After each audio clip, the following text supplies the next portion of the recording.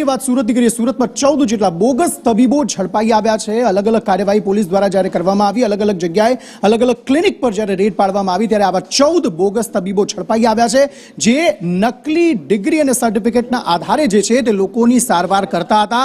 હવે તેમના વિરુદ્ધ કાર્યવાહી કરવામાં આવી છે અને એ 2 ડોક્ટર કે જેઓ આ નકલી ડિગ્રી લોકોને આપતા હતા તેમની પણ ધરપકડ કરવામાં આવી છે અને વધુ કાર્યવાહી તેમના વિરુદ્ધ હાથ ધરવામાં આવી છે।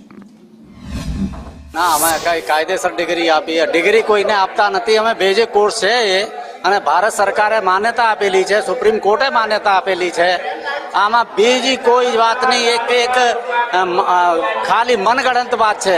ભારત સરકારે સુપ્રીમ કોર્ટે ઓર્ડર આપેલું છે કે આ ઇલેક્ટ્રોપેથીમાં શિક્ષા આપી શકે છે, પ્રેક્ટિસ કરી શકે છે, રિસર્ચ કરી શકે છે।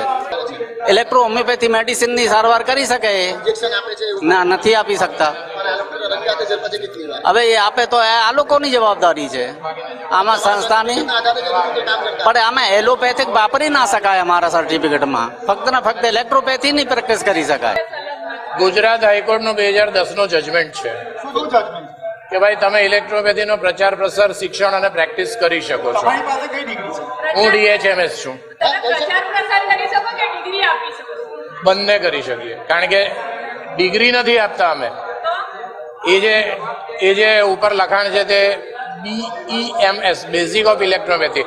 અમે ઇલેક્ટ્રોપેથી ના, હોમિયોપેથી અને ઇલેક્ટ્રોપેથી જુદું છે। ડિગ્રી અમે આપતા જ નથી, આ ડિગ્રી થોડી છે, this is a certificate of membership.